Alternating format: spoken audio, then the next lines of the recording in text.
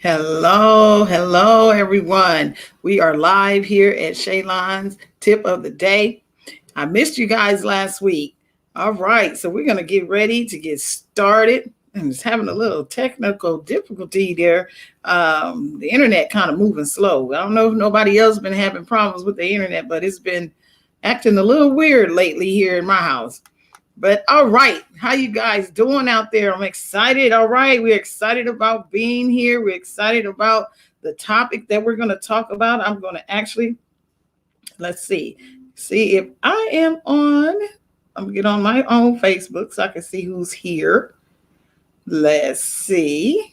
Da-da-da. Let's see. I see Marcia. Hi, Marcia. How are you? All right, we're getting ready. This is Marcia Withers because this is Marcia Shannon comes on too. So let me clarify who I'm talking to.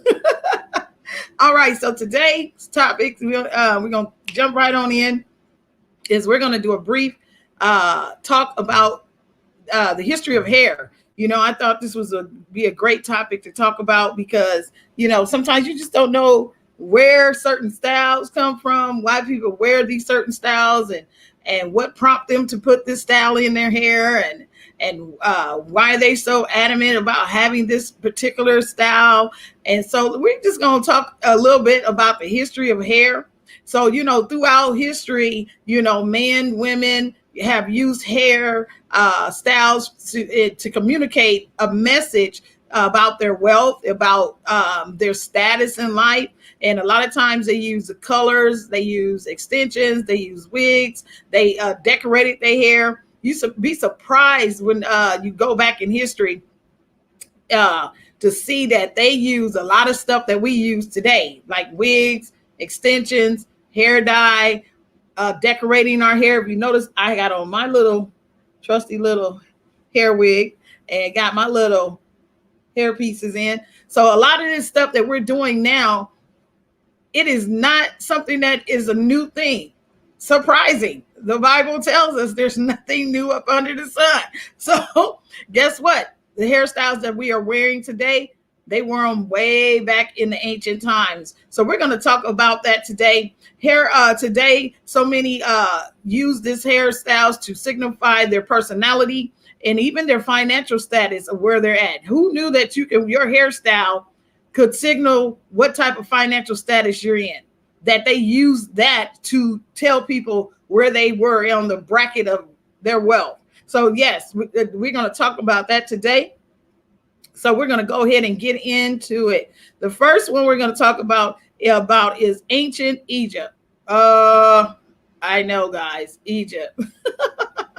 A lot of people love to go to Egypt, want to go back into the Egypt ways, but that's not me. I'm just talking about the history of where hair came from and how, the hairstyles come from and how people use those same principles today. So back in Egypt, the women would decorate their hair with different ornaments and different jewelries and all of that different stuff. They would put like flowers and bows and hair bands in their hair. But think about it. This is thousands and thousands of years ago.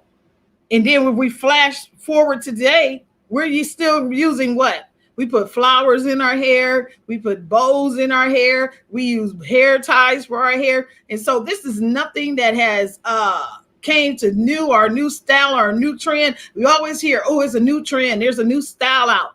No, a lot of these styles have already been out. They have already been worn, just in a different time, in a different culture, and that each culture kind of puts its own spin to it. But everything is pretty much the same. So in Egypt, they wore these things for fashion. Like long hair was fashionable during the New Kingdom, and this is in between 1570 and 1542 BC, before Christ. So they used to wear these kind of things in their hair, decorative, to show their status and their position of wealth in the land. And so they would wear elegant wigs. We think, wearing wigs have just came around in the 70s, and it's just our thing that we've been doing, or in the 60s. But actually, they've been wearing wigs since almost forever, since they started making them, probably over 100,000 of years ago. So they've been wearing wigs for for the status of where they are wealth as far as wealth.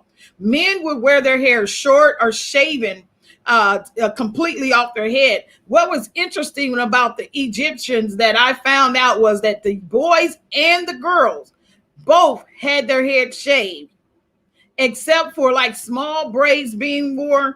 And then these braids were called locks of youth. Who knew? Like the little tiny braids that we do, we call them micro braids. They were literally called locks of youth in Egypt years ago. And they actually wore their hair like that. So guess what, people? We're not doing anything different from anybody else. These styles that we be calling ourselves, it's a new thing, it's a new trend. It's really an old trend that it just made its way throughout the generations. And so also Egypt, they will use henna. I know you guys know what henna is that powdery stuff. It's like an orange looking color. You can mix it up with water and then you can color your hair with it. So they was using that back then to color their grays. Guess what? We were not the first color in our grays. This is all just a trace back through the history of hair. So starting with Egypt, like I said, they used wigs, they did decorative styles, they used all of these different jewelries and everything in their hair. And then they also colored their hair when it turned gray, just like we do today. We get the black, the colors and all of whatever just to color up the gray.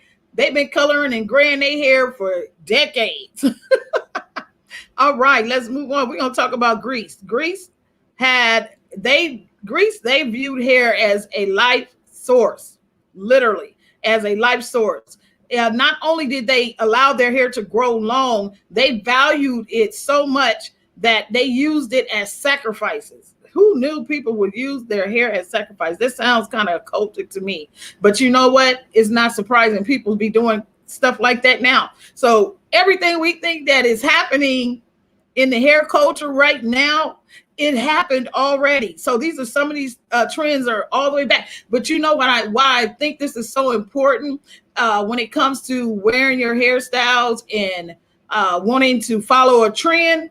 Especially, let me go on and say it again. I am a Christian. I'm not ashamed to say it. I'm not ashamed to say that I love the Lord Jesus Christ and that I follow his principles. So as a hairstylist, and if you're like me and you love the Lord and you want to wear certain hairstyles, knowing the history of where that hairstyle came from is so important, because you don't know if you're wearing a hairstyle that represents a deity from the past, a deity that is not of the Lord. That's something that is against God's principles. So, certain hairstyles. When I moved here to Tulsa, Oklahoma, I had locks. I loved my locks. Yes, I did.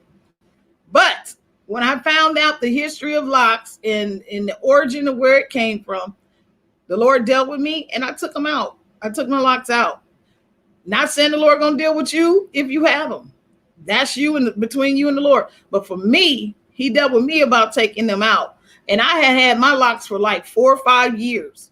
And I finally just took them down. I literally did not cut them. I actually had somebody actually take the time and pick them out. And that process was long, but I did it. And I haven't had locks since. But knowing the origin of where it came from, what did the deity that's behind it, and that I don't want to be representing some other deity. I don't want to be representing, some other God in the styles that I wear. So doing this history about hair and why these certain styles are worn was very interesting to me. So I just was like, you know what? I think this will be interesting to my audience too, that they'll know, okay, this style is not for me because it represents something else. Okay. All right.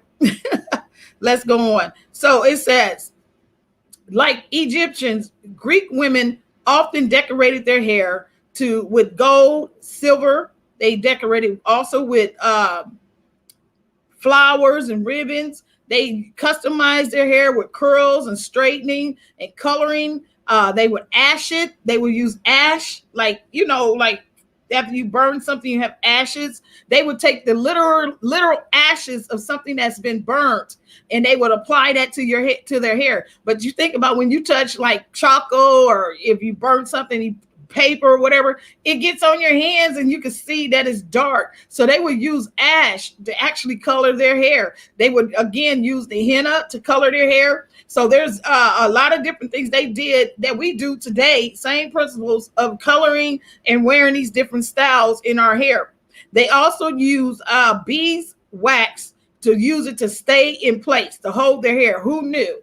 They used beeswax back then. Ancient Greece used beeswax to hold their hair. We use beeswax, well, like I said, even when I had my locks, I use beeswax to keep the tightness of the lock. So they use that too to hold their hair in place. When they wanted to style it a certain way, they would use that beeswax to hold it. That's so interesting. When I was going through this and I was reading this, I was like, wow, you never know until you research.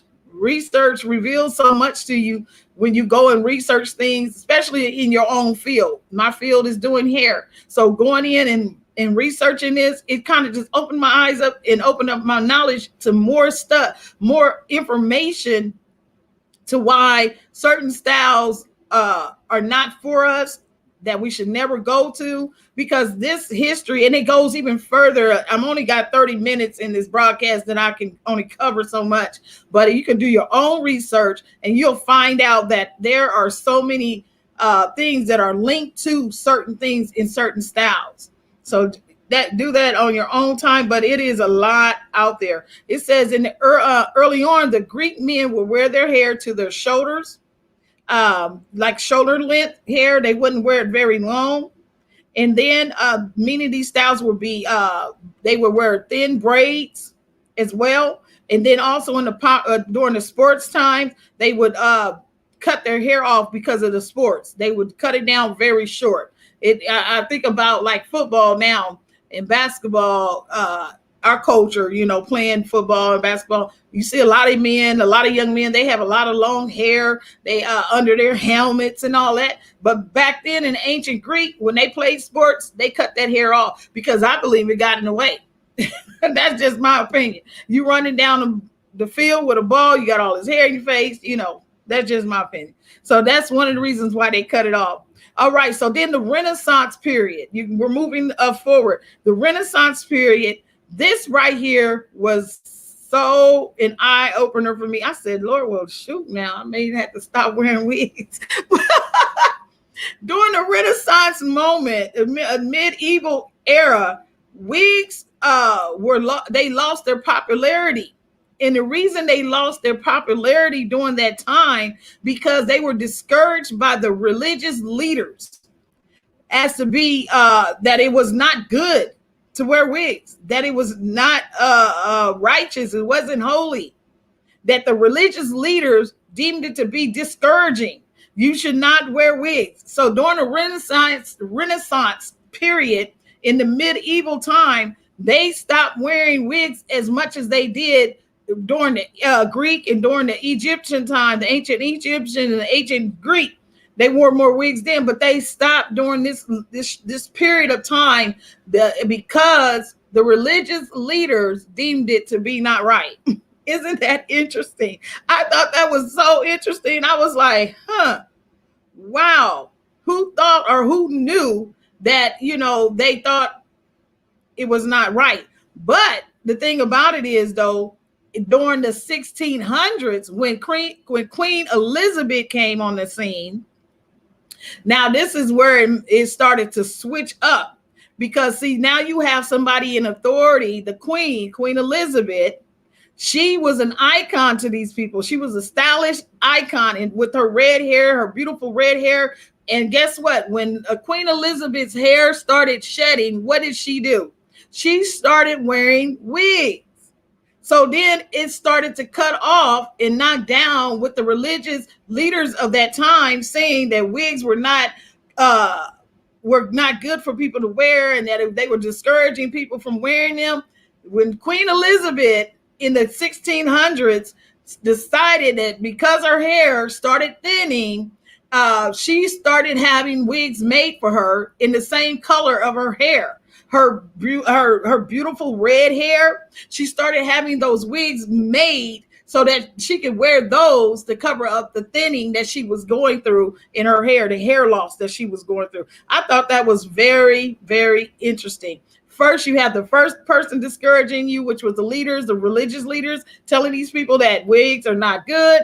And then you turn around and you have Queen Elizabeth come on the scene, and she's starting to thin, her hair is starting to thin. And guess what? Now she needs to start wearing wigs. So then the population starts picking that back up because they're looking at her as she's an icon. She's a figure, a leader a public figure. She's over the nation, over the kingdom. And so now they're saying, if she can do it, we can do it.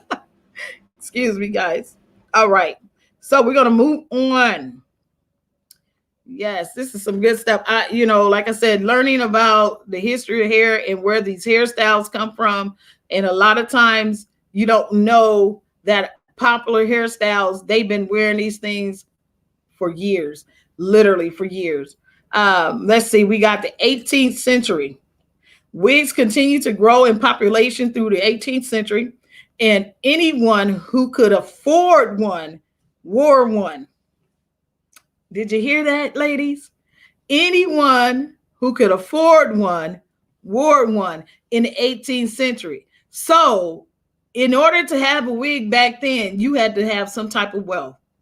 Don't we thank the Lord now we ain't got to have a whole lot of money. We can go pick up a $20, $10 wig if we need to get our hair together and we just need something to quick and go. We can go pick it up and grab. But back then in the 18th century, if you didn't have the money, you couldn't get a wig. You couldn't afford it. So you had to be of the upper echelon type of people that wore the wigs. That was like, wow. So wealthy men, they wore the long wigs. They wore these wigs for prestigious looks, for elegant look. And so the poor, you just had to wear your own hair and do what you want, do what you could with your own hair, but you couldn't cover it up with a very nice wig, but the prestigious people could. All right. So then they said that they would not only wear the long wigs, they would pull it back into a braid that it would hang to the back of their neck. And I know if you look at some of the pictures of like President Washington, George Washington, and all of them, and they had those wigs on back then, you notice they had the little curls in the front, and then they had it pulled back with that braid in the back. So this is what this is talking about, how they wore those wigs like that back then in 18th century. I thought that was really interesting, but it was only the wealthy people that actually could wear those wigs. And so, all right, so we're going to move on. Also, men, they would include like the gold combs in their styles. That's interesting to me because, we don't see too many men these days wearing jewelry in their hair. Not like, on a day-to-day, you don't just see a brother running around with something like this in their hair like I got. But back then they would wear different stuff in their hair representing their status, their financial status, where they were politically, all of that. They would wear these things that was show that they stood out, and this is what class of person they were. And I thought that was really interesting because men don't really. Every so often you will see someone, a man wears something in his hair, maybe when he get it braided and he put the little things on the ends or beads or something like that. But most of the time I don't see men putting decorative stuff in their hair. It's more of us ladies that really do that, not men. But in the 18th century, they actually did that. And you know what? Going back to Egypt, let's go back there for a minute. I found this to be very interesting. It was about the beards and how they shaped their beards and the way they wore their beards. It was also to be said that certain styles of beards and the way they wore it was to represent that they were a living God. Who knew that their beards, they showed the people or told the people or made the people to believe that their beards made them a god. And I said, that is so interesting. I said, Lord, this is some funny stuff because you never think about when you go through the scriptures. I'm gonna go through the scriptures right now. When you think about where the Lord talked to the children of Israel about the beard and the cutting or the marking of ourselves with tattoos and stuff like that, and thinking about that beard piece, I said, wow, because the children of Israel came out of Egypt and they were used to those principles. They were used to the way Egypt fashioned themselves, the way they decorated themselves, the way they wore their hair. So they were used to those things. So the Lord was pulling them away from those things. And so I said, wow, Lord, so this is why he deals with us in the way we wear our hair, in the way we present ourselves, that we are not presenting ourselves against who we are in him. And so I just thought that was really interesting when I read that about the Egyptian men, that they wore these beards a certain way because it was a representation of who they claimed to be as a living God. I just thought that was really interesting. All right. And so today, and moving up to our modern day 21st century, 20th century popular hairstyles, we love all the short haircuts. We love the bobs. We love the quick weaves. The men love the taper fades. They love the high top fades. I mean, a lot of this stuff that we wore back when we were growing up as kids, like when I would see my cousins and all of them, and they would have these high top fades and all of that, they are literally wearing that stuff again. None of this stuff is new up under the sun. None of these hairstyles, none of these wigs that we are calling ourselves wearing. This stuff is so just been going down a century. The only thing that I think changed with the wigs is that we do got the lace fronts. We can make it look like it's coming out our scalp. We ain't got to be, having wigs that look like it's just sitting on our head like a helmet. Because back then, a lot of their hair looked like it was sitting on their head. Like it was a big old helmet just sitting on their head. But now we got the wigs that look like it's coming out our scalp, ladies. We can, fix it up. Kind of fool some people sometimes. I thought that was a good joke right there just to have, because we can actually make it look like it's ours. But back then, that you look at the hair and say, no, that wig, that's a wig, and it's huge. It look huge, and it looks like it's heavy.